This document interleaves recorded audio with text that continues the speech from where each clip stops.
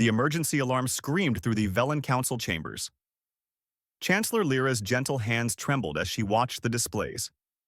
Red markers covered half of their planetary defense grid. The Krath Empire had arrived without warning, and their warships now circled Vela Prime like predators around wounded prey. "How long do we have?" Lyra asked her defense coordinator. 2 days, maybe 3. They're preparing bombardment positions." The coordinator's voice shook. The Velans had no weapons. Their entire civilization had abandoned violence 3,000 years ago. They had believed the Galactic Union would protect them. They had been wrong. "Activate the emergency beacon," Lyra commanded. "Send it to the nearest Union patrol. Tell them we need immediate assistance." Deep beneath the council building, ancient machinery hummed to life. The beacon had been installed 2 centuries ago, a gift from the Galactic Union. It had never been used. The technician checked the coordinates 3 times, but panic made his fingers clumsy. He entered the vector sequence, never noticing the single-digit error that would change everything. The distress signal launched into hyperspace, racing toward what should have been the Union's 47th Patrol Fleet.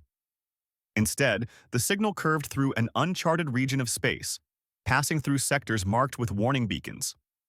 It traveled for 2 days before reaching a small blue planet on the far edge of the galaxy. Earth. Captain Jiho was drinking his 3rd coffee of the night shift when the alarm sounded on the bridge of the KDSF Indomitable. The ship was on routine patrol near the outer marker of Sol system, watching for asteroids and debris. They hadn't expected to find anything interesting. "Captain, I'm picking up something strange," Hana called from the communication station. Her fingers danced across the console. "It's a distress signal, but the format is weird. It's not using any Earth protocols." Jiho set down his coffee and moved to her station. "Can you decode it?" "Working on it." Hana pulled up the signal analysis. "This is old technology, like really old. The signal strength suggests it came from far away. Give me a few minutes." Those few minutes felt like hours. The bridge crew gathered around as Hana worked. Finally, the static cleared, and a message played through the speakers. The language was alien, musical, and soft, but the translation program managed to capture the meaning. "This is Chancellor Lyra of the Velen Republic. Our world is under attack. We have no weapons. We have no defense. We are calling anyone who can hear this message. Please, help us. Our coordinates are attached. We have children here. We have families. Please, if anyone can hear this, we need help." The message repeated. In the background, they could hear sounds that needed no translation. Explosions, screaming, the universal language of terror. Jiho's jaw tightened. "Get me Admiral Minho, Priority 1. The communication took 20 minutes to reach Luna Station, where Admiral Minho commanded the Earth Defense Fleet. Another 20 minutes for his response to arrive. In the meantime, Hana pulled up everything she could find about the signal. "Captain, I've got the coordinates. It's far, really far.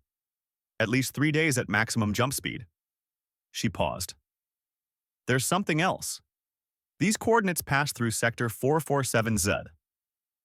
Jiho felt his stomach drop. Every officer in the fleet knew about Sector 447Z. That was where the Galactic Union had placed their warning beacons. Forbidden Zone, do not enter, extreme hazard. The beacons had been there for 50 years, ever since humanity's first contact with the aliens had gone terribly wrong. The Galactic Union had been terrified of Earth. They called it a Class 12 Deathworld, whatever that meant. They had demanded humanity stay in its own corner of space. No contact, no communication. Earth had been quarantined. Admiral Minho's face appeared on the screen. He looked tired. He always looked tired these days. "I heard the message, Captain. I've been running the scenarios through my head for the past 20 minutes. "Sir, they need help," Jiho said. "I know. But we'd be breaking the quarantine. The Union made it very clear what would happen if we left our borders." "With respect, sir, the Union isn't answering their call. We are." Minho was quiet for a long moment. "Pull up the tactical team. I want Yuna's analysis in 10 minutes. Yuna was already on the line when Minho called the emergency meeting. As chief strategist for the Earth Defense Fleet, she had spent years studying the limited information they had about galactic politics. The Velans don't know they called us, Una said, her voice steady. Their message was meant for the Galactic Union. They have no idea Earth even exists. They're just desperate people asking for help. What do we know about their attackers? Minho asked. Not much. Based on the signal traffic Hana intercepted, they're called the Krath Empire. They seem to be a military power that operates on the Union's borders. The Velans describe them as predators. And if we intervene? The Union will know we broke quarantine. They'll be furious. They might see it as an act of war. Una pulled up a star map. But sir, the Velans are calling for help. They're civilians, non-combatants. If we can hear them dying and do nothing— She didn't finish the sentence. She didn't need to. Minho looked at the faces on his screen. Jiho, Una, Hana. Behind them, he could see other crew members watching, waiting. He thought about the message, about the children the Velan Chancellor had mentioned, about the fear in her voice. We didn't spend 50 years building this fleet to watch from the sidelines, Minho said finally. We built it to protect, to defend. The Union wanted us to stay isolated because they're afraid of us. Maybe they should be. But that doesn't mean we abandon people who need help. He straightened in his chair. Captain Jiho, you will take the Indomitable and rendezvous with Battle Group 7. Captains Wujin, Bora, Minji, and Taiyang will join you. 6 ships total. You will proceed to the Velan system at maximum speed. Rules of engagement, sir? Jiho asked. Protect the Velans. Disable hostile forces if possible. But Jiho, if they fire on you, you put them down. Hard. The galaxy is about to remember why they put those warning beacons around Earth in the first place. 12 hours later, 6 human warships broke quarantine for the first time in 50 years. They jumped to hyperspace on a course that would take them deep into unknown territory. On the bridge of the Indomitable, Jiho watched the stars streak past the viewports. 3 days to the Velan system, Hana reported. I'm still picking up their distress signal. It's getting weaker. We'll make it in time, Jiho said. He didn't know if he believed it, but they had to try. Behind them, Earth's warning beacons continued their endless broadcast to the empty space. Do not enter. Extreme hazard. Dangerous species contained beyond this point. For 50 years, the galaxy had heeded that warning. Now, for the first time, the danger was coming out, and it was coming to help. The incorrect hands received the alien SOS, Deathworlder fleet moves. In Commander Thexlon of the Krath, Imperial fleet stood on his flagship's bridge and felt satisfaction warm his chest. Below him, through the massive view screen, the planet Vela Prime turned slowly. Green and blue and completely helpless. Status report, he commanded. All 30 ships in position, Commander, his tactical officer responded. The Velans continue broadcasting surrender offers. They're begging us to take whatever we want and leave. Thexlon's mouth split in what might have been a smile. The Velans were exactly what the Krath needed. Weak, peaceful, perfect targets. This was his 20th conquest in 15 years, and each one had been easier than the last. Inform the Velan government they have 2 more days to accept full annexation. If they refuse, we begin bombardment of their major cities. He knew they would accept. They always did. The Galactic Union talked a strong game about protecting member worlds, but when push came to shove, they sent diplomats and wrote strongly worded complaints. The Krath had been raiding border worlds for decades. The Union had done nothing meaningful to stop them.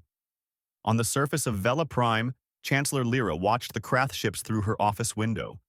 They hung in the sky like dark stars, blotting out the sun. She had sent the distress signal 3 days ago. So far, no response from the Galactic Union. We should surrender, one of her advisors said quietly. At least our people would survive. Under Krath rule, we wouldn't be people anymore, Lyra replied. We'd be slaves, workers, property. She closed her eyes. But you're right. We have no other choice. I won't let our children die for pride. She was about to draft the surrender document when her communication officer burst into the room. Chancellor, we're detecting new ships entering the system. Hope flared in Lyra's chest. The Union fleet? We don't know. The signatures don't match anything in our database. There are 6 of them. They're small, maybe frigate-sized. Lyra pulled up the display. 6 ships, emerging from hyperspace near the system's edge. They looked strange, angular, aggressive. Nothing like the smooth, peaceful designs of Union vessels. On the Krath flagship, alarms chimed softly. Thexelon glanced at the tactical display with barely concealed annoyance. Unknown contacts, Commander. 6 vessels.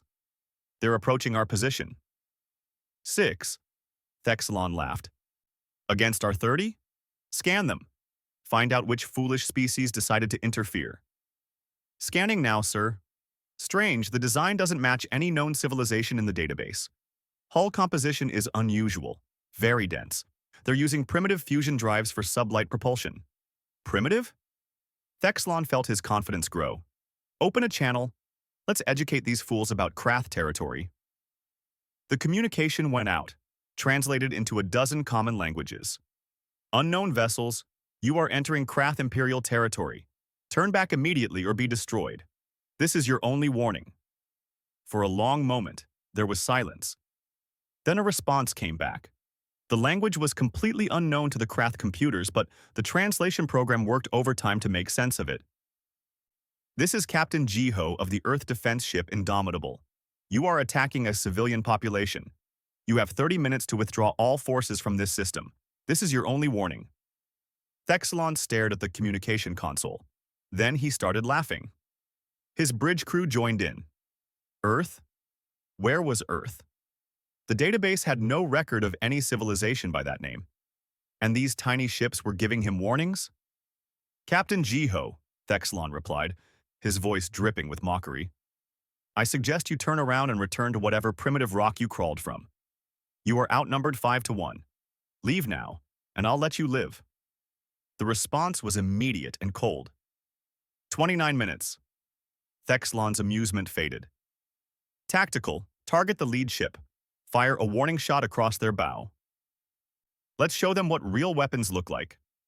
The Krath Dreadnought's main plasma cannon charged and fired.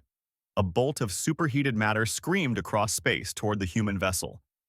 On the Indomitable's bridge, alarms chimed politely. Incoming fire, Hana reported calmly.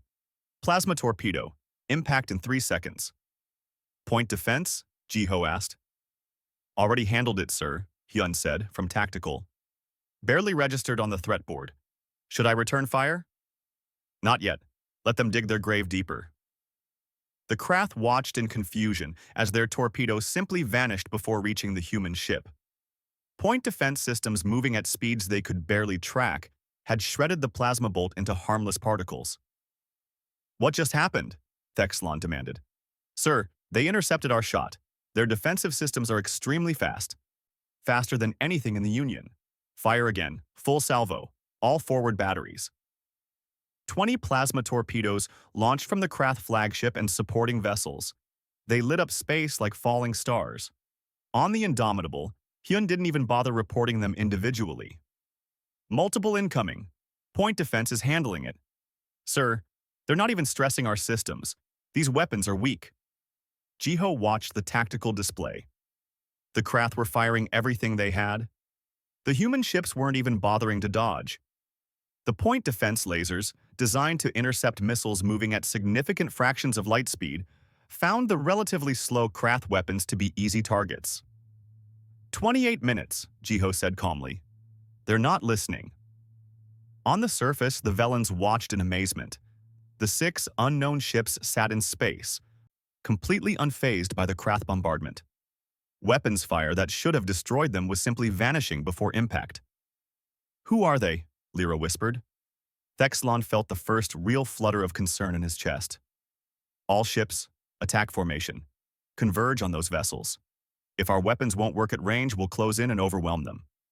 The Krath fleet moved forward, 30 warships against 6.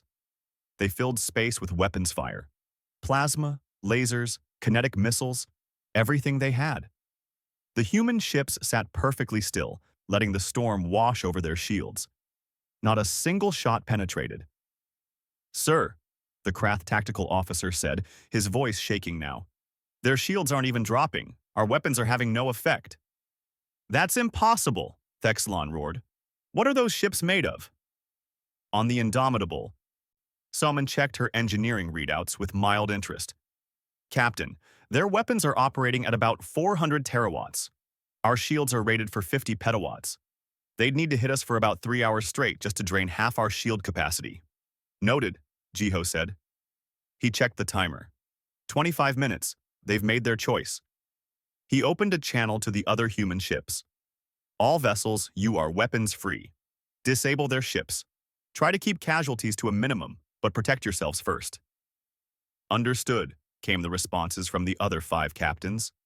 Thexlon watched as the 6 human ships finally moved. They accelerated forward, and his sensors screamed warnings. 20 gravities! They're pulling 20 gravities! That was impossible. No species could survive those forces. The crews would be crushed. But the human ships moved like fighters, spinning and diving through the Krath formation with impossible grace. Fire! Fire everything! Thexlon shouted. The first human railgun shot hit the Krath dreadnought's shields and punched straight through like they were paper. The projectile, a simple chunk of metal, accelerated to a significant fraction of light speed, tore through the ship's armor and detonated inside the engineering section. What was that? Thexlon screamed. Kinetic weapon, sir. Just a metal slug, but it's moving at 0.2% light speed. Our shields can't stop solid matter moving that fast. The battle, if it could be called that, had begun.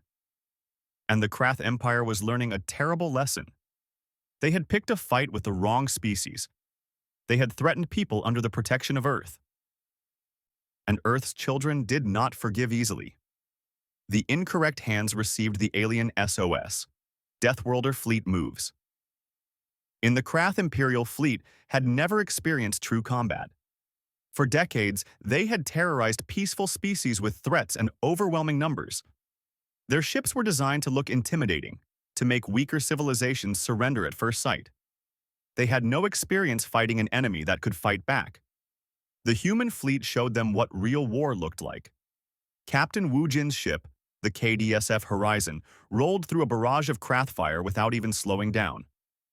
The plasma bolts that should have melted through armor simply splashed against shields that had been designed to withstand solar flares. Wu Jin's voice came calm over the fleet channel. Targeting their engines, 3 ships on my vector. Firing. The railgun shots were too fast for the Krath to track. 3 Krath cruisers suddenly found their engine sections destroyed, metal punched clean through, systems failing. They went dark, drifting in space. 3 disabled, Wu Jin reported. Moving to next targets. On the surface of Vela Prime, millions of Velans watched the sky. They saw the Krath fleet, which had terrified them for days, being torn apart by 6 small ships that moved like nothing they had ever seen. The human vessels twisted and turned at accelerations that should have been impossible. They changed direction in ways that defied physics. Except they didn't defy physics. They simply obeyed Earth's physics. And Earth's physics were brutal. Commander Thexlon grabbed his console as another impact rocked his flagship. How are they moving like that? Those forces should kill their crews. His science officer pulled up biological data on his screen, his hands shaking.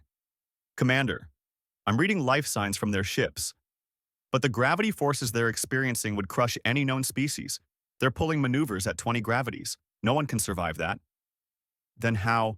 Sir, I think they evolved on a high-gravity world. Their bodies can handle forces that would kill us. To them, this is normal. Thexlon felt cold fear replace his earlier confidence. He had fought soft species from peaceful worlds. He had never faced something that was actually dangerous. Jiho watched the tactical display on the Indomitable.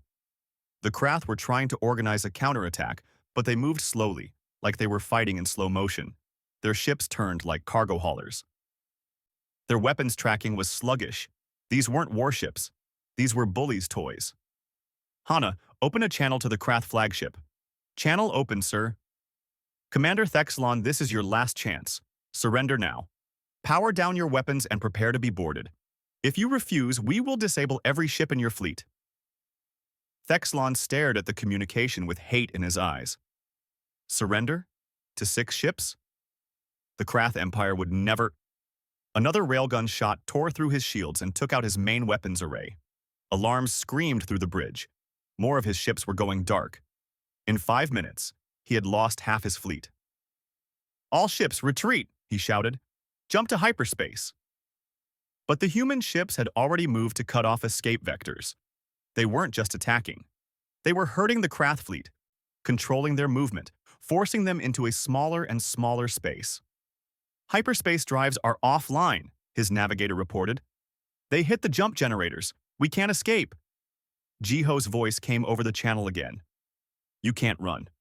You can't fight. Surrender now, or we will be forced to destroy your ships." Thexalon looked around his bridge. His crew stared back at him with fear in their eyes. Through the view screen, he could see human ships moving between his vessels like sharks. Fast, precise, deadly. "We surrender," he whispered. "Say it louder," Jiho commanded, "so all your ships can hear." Thexalon activated the fleet-wide channel. "All Krath vessels, this is Commander Thexalon. We surrender. Power down weapons. Do not resist." The battle had lasted 17 minutes. Of the 30 Krath warships, 23 were disabled but intact, their crews alive but terrified. 7 had been destroyed when they had tried to ram the human ships in a final desperate attack. Their hulls had simply crumpled against the human armor like aluminum cans. Jiho opened a channel to the Velen surface. "Chancellor Lyra, this is Captain Jiho of the Earth Defense Fleet. We received your distress signal. The hostile force has been neutralized. You are safe." In her office, Lyra sat down heavily. Her hands were shaking. Who are you? Where did you come from?" "That's a long story. We'll explain everything once we secure the area. For now, please know that you're under our protection. No one will hurt your people." Lyra looked out her window. The Krath ships that had terrorized her world now sat dark and dead in orbit. The 6 human vessels moved between them like guardians. "Thank you," she whispered. "Thank you." 4 hours later, Jiho led a boarding team onto Thexalon's flagship. They wore full combat armor, weapons ready, but the Krath offered no resistance. When the airlock opened, Jiho removed his helmet. Thexalon stared at the human face before him. It looked so similar to the Krath in basic structure.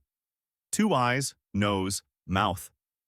But there was something in those eyes that the Krath commander had never seen before. Something hard. Something that had survived and thrived despite the universe trying to kill it. "You're from the Forbidden Zone," Thexalon said quietly. "The Quarantine Worlds. You're Deathworlders." Jiho raised an eyebrow. "We prefer humans, and you're going to answer some questions. Starting with why you thought attacking civilian populations was acceptable." Over the next hour, the truth came out. The Krath had been raiding Galactic Union border worlds for decades. They targeted peaceful species, took resources, enslaved populations. The Galactic Union knew about it. They sent diplomats. They issued sanctions. They wrote formal complaints. But they never actually stopped the Krath. Because the Union's military forces weren't designed for real combat. They were peacekeepers. Rescue ships. Their weapons were meant to disable small pirate vessels, not fight wars. "The Union is weak," Thexalon said bitterly. "They've forgotten how to fight. We took advantage of that." "Not anymore," Jiho said, "because now they have neighbors who remember." Gina, the fleet medical officer, was treating wounded Krath soldiers in the medical bay when she made a disturbing discovery. She ran a full scan on one of the injured soldiers and stared at the results. "Captain, you need to see this." Jiho joined her in the medical bay. "What is it?" "Their bone density is 1/3 of ours. Their muscle mass is optimized for low-gravity movement. Their cardiovascular system would fail under standard Earth gravity." She pulled up comparative charts. "Captain, these people are fragile. By our standards, they're like birds, hollow bones, light frames. And their weapons? I scanned the plasma torpedoes they fired at us. They operate at 400 terawatts. That wouldn't penetrate our personal body armor. Sir, the Galactic Union isn't peaceful because they're enlightened. They're peaceful because they're physically incapable of serious violence." Jiho looked at the Krath soldiers in the medical bay. They towered over the human medical staff, but they looked scared, vulnerable. "And we're the monsters they quarantined," he said quietly. "We're not monsters," Gina replied. "We're from Earth. We had to be strong to survive. It's not our fault their worlds were easy." Jiho returned to his ship and sent a long report to Admiral Minho. The message would take time to reach Earth, but he knew what Minho would say. They had opened a door that couldn't be closed. The galaxy knew about humanity now, and the galaxy was going to have to adjust to a new reality. The incorrect hands. Received the alien SOS. Deathworlder fleet moves. In Chancellor. Lyra stepped off the transport shuttle and onto the human medical ship. She had expected cold metal corridors and military efficiency. Instead, she found soft lighting, gentle colors, and the smell of something she couldn't identify. Something pleasant. "Chancellor Lyra, welcome aboard the KDSF Mercy." A human woman in medical uniform approached with a warm smile. "I'm Dr. Gina. Admiral Minho asked me to host this meeting. We thought neutral ground might be more comfortable." Lyra followed Gina through the corridors. Through open doorways, she saw Velen refugees being treated by human medical staff. She also saw Krath prisoners receiving the same care. Both species, former enemies, lying in beds side by side. "You're treating them equally," Lyra observed. "They're patients," Gina replied simply. "Injured people who need help. What they did before doesn't matter in my medical bay." They entered a conference room where Admiral Minho waited. He stood when Lyra entered, a gesture of respect that surprised her. The Krath had never bothered with such courtesies. "Chancellor Lyra, thank you for coming." Minho gestured to a chair designed for Velen physiology.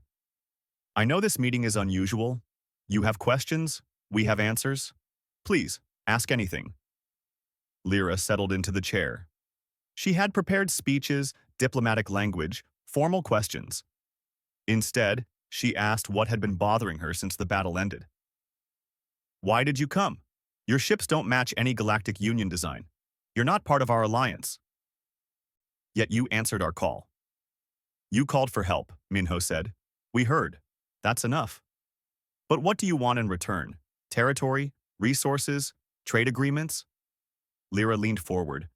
"In my experience, no one helps without expecting something back." Minho was quiet for a moment. "Chancellor, let me tell you about Earth. Our world is dangerous. When humanity first evolved, we had to compete with predators that could tear us apart. We had diseases that killed millions.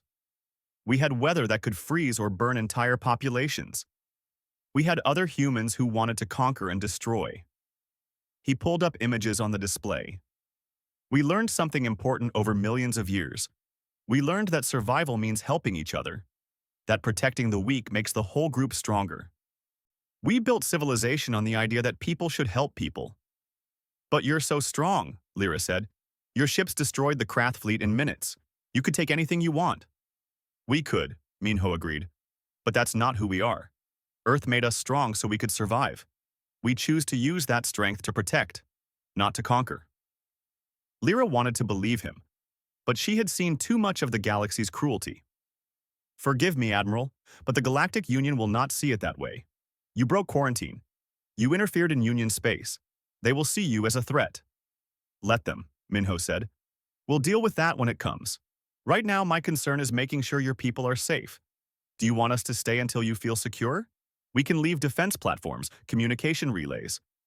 We can train your people in defense systems if you want them." "We're pacifists," Lyra said. "We don't believe in weapons." "I respect that. But Chancellor, the Krath aren't the only predators in the galaxy. What happens the next time someone attacks you?" Lyra had no answer. She had spent 3 days watching her people prepare to die. She never wanted to feel that helpless again. "We'll stay for a week," Minho decided. "We'll help repair the damage from the Krath bombardment. We'll make sure they leave your space. After that, it's your choice. If you want us to go and never come back, we'll respect that. If you want to stay in contact, we'll give you a communication relay. And if we call for help again, we'll answer," Minho said. "Every time." 3 days after the battle, The news reached the Galactic Union Council on their capital world of Harmony Prime. The council members gathered in emergency session, their various forms of alarm evident across dozens of species. Council Speaker Velm, a tall, crystalline being, called for order. Let me make sure I understand the situation. The quarantine around Earth has been broken. Human ships entered Union space, engaged in military action, and destroyed a Krath Imperial fleet. They didn't destroy the fleet, a military advisor corrected. They disabled it. Most of the Krath crews survived. The humans specifically avoided casualties when possible.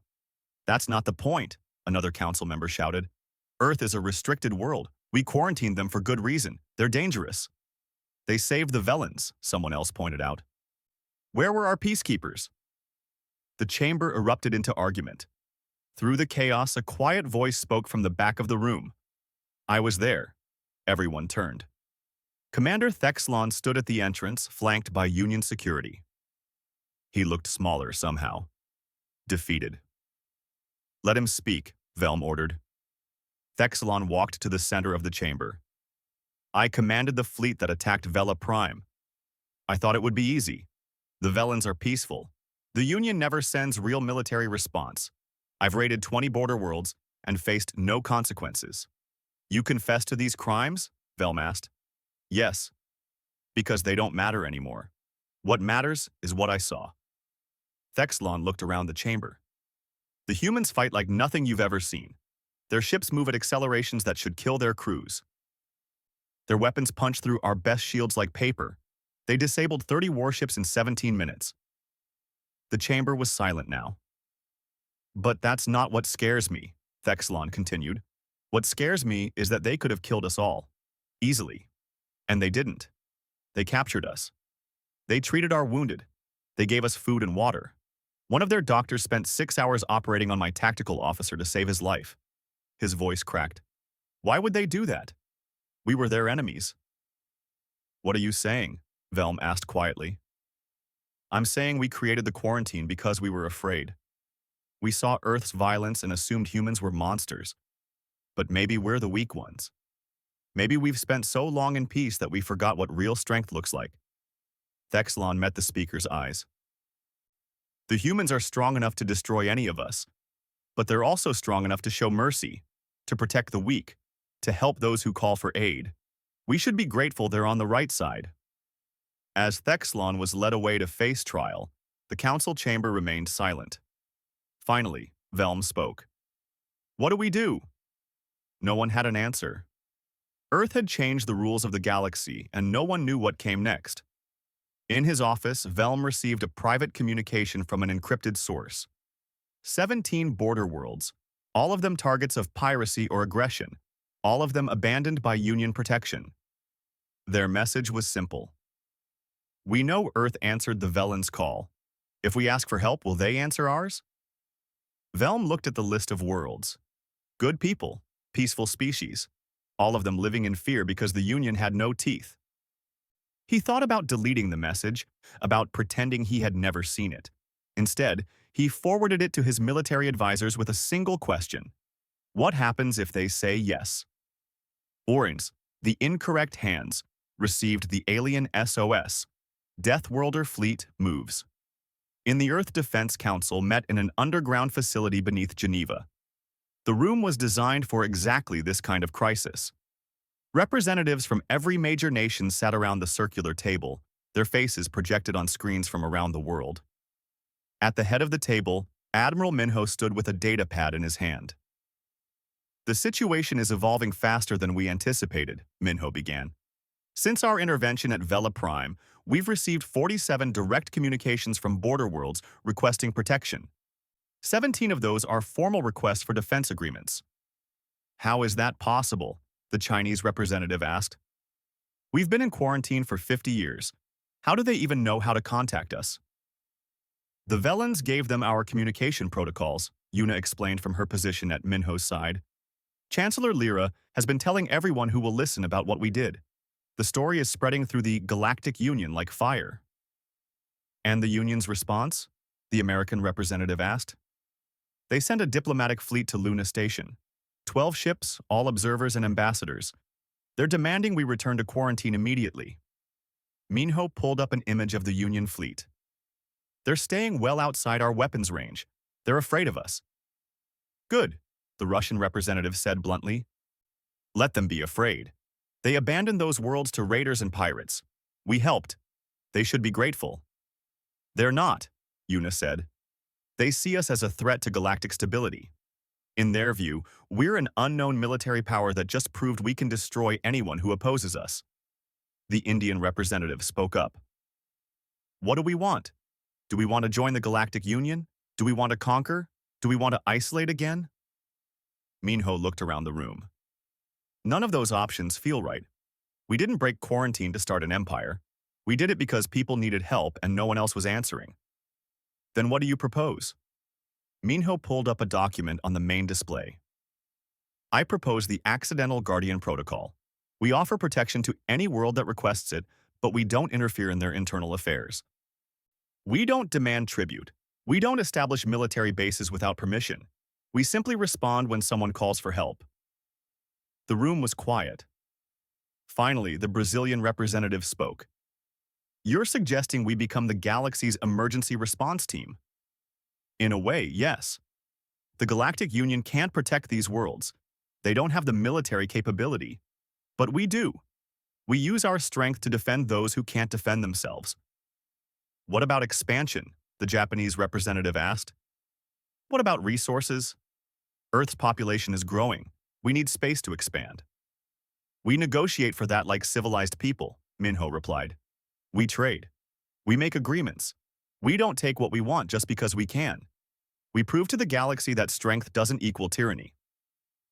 The vote took 3 hours. In the end, the Council approved the Accidental Guardian Protocol by a narrow margin. Earth would break its isolation, but on its own terms. Captain Daehyun stood in the diplomatic chamber aboard Luna Station, facing the Galactic Union representatives. There were 12 of them, representing the major species of the Union. They looked uncomfortable in the human-built station, surrounded by gravity and atmosphere that felt too heavy for most of them. Council Speaker Velm spoke first. Captain Daehyun, on behalf of the Galactic Union, I must formally demand that Earth return to quarantine immediately. Your intervention at Vela Prime, while appreciated by the Velans, was a clear violation of the isolation agreement. With respect, Speaker Velm, we never agreed to that isolation. You imposed it on us. Daehyun kept his voice calm. 50 years ago, we had one bad first contact, one incident where both sides panicked. You decided we were too dangerous to interact with. You never asked what we wanted. Earth is a Class 12 death world, another representative said. Your species evolved in conditions that would kill most of us within hours. You have military capabilities that exceed anything in the Union. You are dangerous. We're dangerous to people who hurt others, Daehyun agreed. But we're not a threat to peaceful species. We proved that at Vela Prime. We disabled the Krath fleet without unnecessary casualties. We treated the wounded. We're not monsters. What do you want? Velm asked directly. Daehyun pulled up the Accidental Guardian Protocol on the display. We want to help. Any world that calls us for assistance, we will respond. We won't conquer. We won't interfere in internal politics. We'll just protect people who need protection. And what do you expect in return? Nothing. Help should be given because it's needed, not because it's profitable. The Union representatives looked at each other in confusion. This didn't match any pattern they understood. Powerful species always demanded something: territory, resources, control. But the humans were offering protection for free? This is not how galactic politics works, Velm said. Maybe it should be, Daehyun replied. You've had 3,000 years of peace, that's wonderful. But peace only works if everyone chooses it willingly. The Krath chose violence. They attacked the Velans. Where were you? Velm had no answer. We're not asking for permission, Daehyun continued. We're informing you of our policy. Any world that calls Earth for help will receive it. We'll respect your borders for your member worlds. But the species you've abandoned, they're under our protection now. And if we refuse to accept this? Daehyun met his eyes. Then refuse. But you can't stop us.